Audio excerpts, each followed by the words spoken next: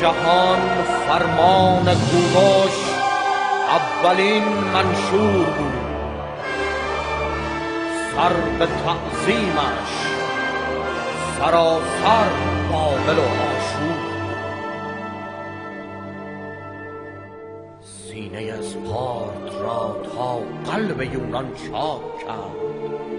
پشت بخت و نصر را ساییده و برخاک کرد. ما از اسلاف همان خونی از آن ریشه آستار نام پاک باز تا همیشه.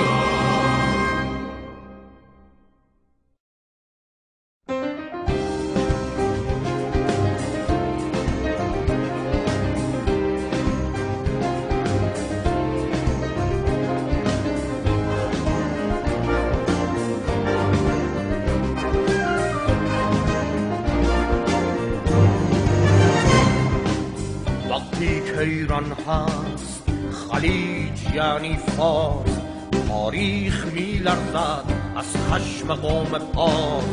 جز این اگر باشد خلیج آبی نیست، بی سایه ایران غیر از سرابی نیست. تا میهن کاوه تابوت ضحاک است، این سرزمین از هر اهریمنی پاک است. صدها هزار آرش جان در کمان دارند، تیری اگر کاریست این عاشقان دارند.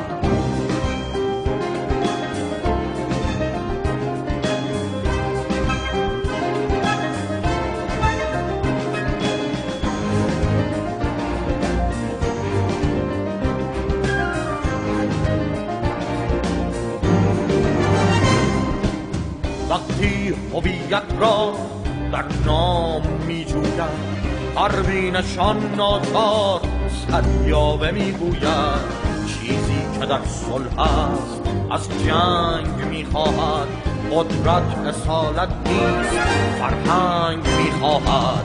ما وارث کوروش فرزند جمشیدیم، پیروز بی‌برده بت نپرستیدیم.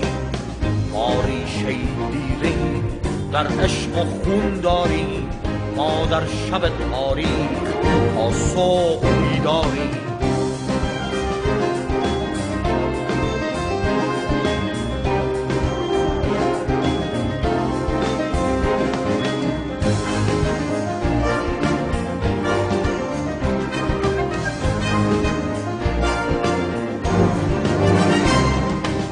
وقتی هویت را در نام می جوید، پروینشان ناچار سریابه می گوید. چیزی که در صلح است از جنگ می خواهد، قدرت اصالت نیست فرهنگ می خواهد.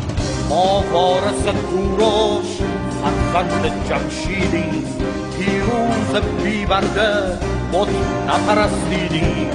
ما ریشه دیریم در عشق و خون داریم، ما در شب تاریک تا صبح بیداریم.